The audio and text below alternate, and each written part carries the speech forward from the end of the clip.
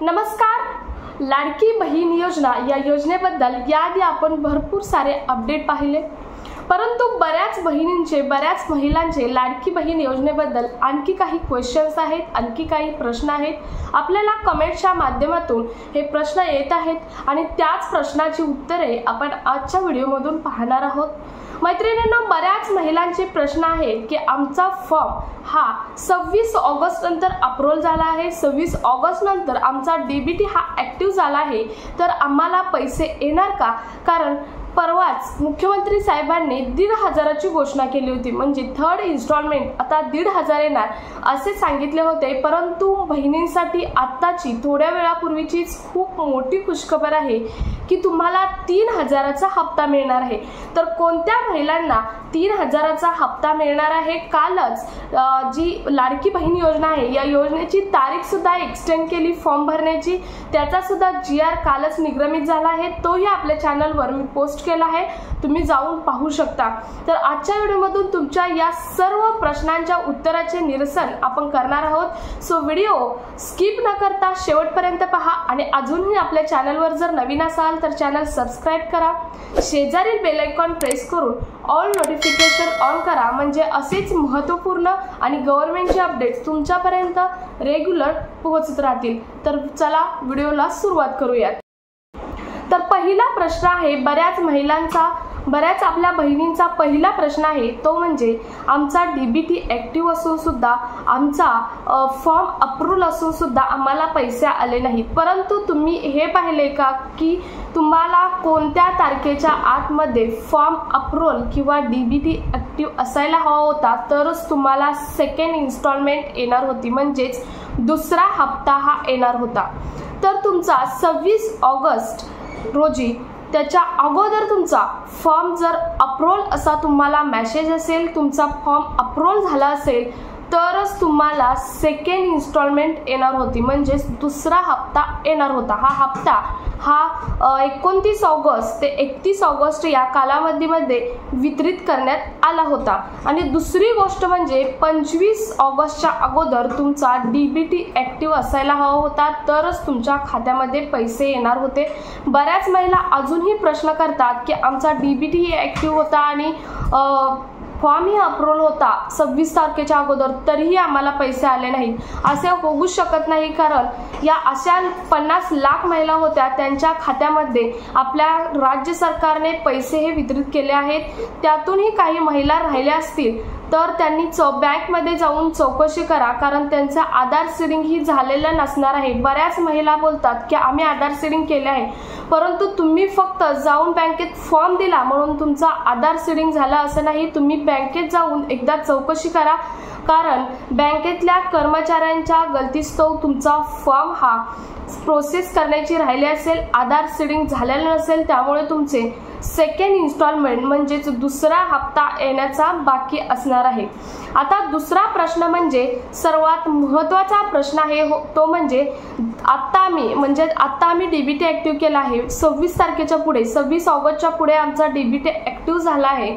तो आता जर तुम्हाला कालच मुख्यमंत्री साहेबांनी सांगितलं की तुमचा डीबीटी ॲक्टिव्ह आणि फॉर्म अप्रूव्हल 2 सप्टेंबरच्या जर अगोदर 2 ते 3 सप्टेंबरच्या अगोदर असेल, तर तुम्हाला सोमवारपासून तुमच्या बँक खात्यामध्ये पैसे यायला सुरुवात होणार आहे. आता तिसरा प्रश्न, हे पैसे किती येणार? तर हे पैसे हे तुम्हाला 3,000 रुपये येणार आहेत. तर आता मुख्यमंत्री साहेबांनी मागेच घोषित केले की थर्ड इन्स्टॉलमेंट ही 1,500ची येणार आहे, परंतु 1,500ची येणार आहे, परंतु ते कोणत्या महिलांसाठी येणार आहे?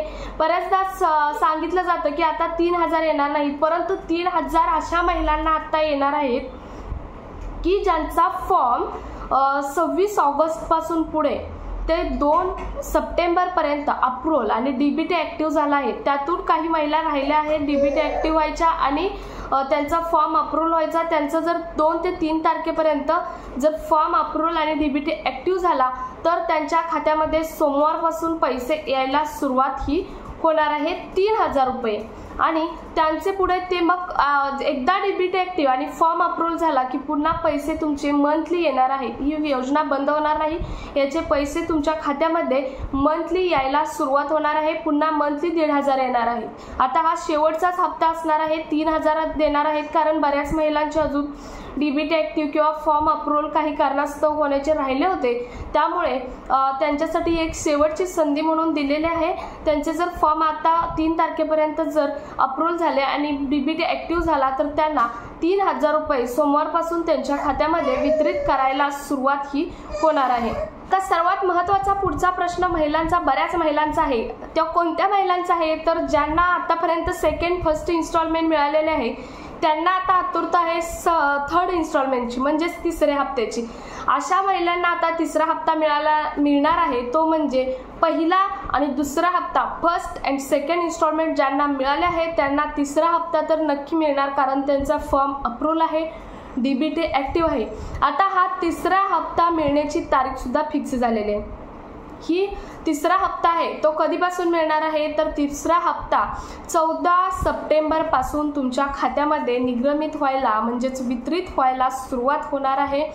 ही सर्वात महत्त्वाची आत्ताच्या घडीची अपडेट आहे की तुमच्या खात्यामध्ये 1,500चा हप्ता हा 14 सप्टेंबर पासून वितरित व्हायला सुरुवात ही होणार आहे. सर्वात महत्त्वाचा आणि पुढचा प्रश्न आहे तो म्हणजे लाडकी बहीण योजनेची लास्ट फॉर्म भरण्याची तारीख कोणती.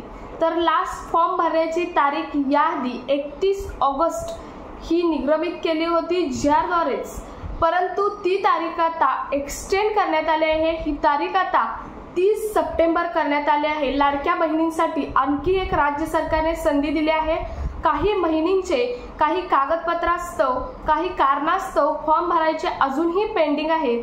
त्यासाठी त्यांच्यासाठी खूप महत्त्वाचे अपडेट म्हणजे 30 सप्टेंबरपर्यंत तुम्हाला एक मुदत दिली आहे आणि हेही त्या जी आरमध्ये सांगितले आहे की तुम्हाला यानंतरचा निर्णय आम्ही जी आरद्वारे कळवू, परंतु आत्ता तरी 30 सप्टेंबरपर्यंत तुम्हाला तारीख एक्सटेंड करून दिली आहे. ही लाडक्या बहिणींसाठी खूप महत्त्वाची आणि मोठी बातमी आहे आणि मोठी खुशखबरी आहे की त्यांना ही शेवटची संधी दिली आहे. सो अजूनही कोणत्या महिलांचे जर फॉर्म भरायचे राहिले असतील तर फॉर्म नक्की भरा. तुम्हाला 30 सप्टेंबरपर्यंत आपल्या राज्य सरकारने एक संधी दिली आहे.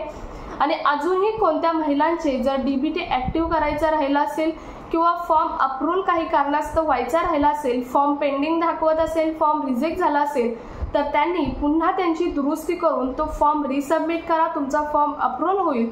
आणि सर्वात महत्त्वाचं म्हणजे डीबीटी ॲक्टिव्ह होण्याची एक काळजी घ्या, कारण तुम्ही आधार सीडिंग करायला तुम्ही फॉर्म ह्या बँकेमध्ये देता आणि नंतर लक्ष देत नाही. बँकेतील कर्मचारी त्यांच्या गडबडीमध्ये किंवा काही कारणास्तव त्यांच्याकडून तुमचा फॉर्म प्रोसेस करायची राहून जाते आणि तुमचा डीबीटी ॲक्टिव्ह व्हायचा राहतो. तुम्ही स्वतः जाऊन बँकेमध्ये पडताळणी करा की तुमचा फॉर्म अप्रूव्हल झाला आहे का नाही, तुमचा डीबीटी कसा ॲक्टिव्ह आहे का नाही बघायचा आहे. तर ऑनलाईनही तुम्ही बघू शकता. त्याचाही व्हिडिओ आपण आपल्या चॅनलवर पोस्ट केला आहे.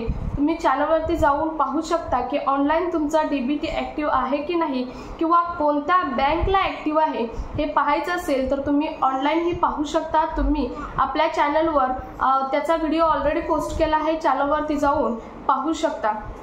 सो मैत्रिणींनो, हा कामाचा व्हिडिओ जास्तीत जास्त बहिणींपर्यंत शेअर करा, कारण बऱ्याच बहिणींचे प्रश्न होते त्याचे निरसन आपण आजच्या व्हिडिओमधून केले आहे. सो जास्तीत जास्त महिलांपर्यंत हा व्हिडिओ शेअर करा. आणि तुम्ही जर आपल्या चॅनलवर अजून नवीन असाल तर चॅनल सबस्क्राईब मात्र नक्की करा. भेटूयात पुढच्या एका नवीन अपडेट सोबत. तोपर्यंत जय हिंद, जय Maharashtra. Stay happy, stay healthy.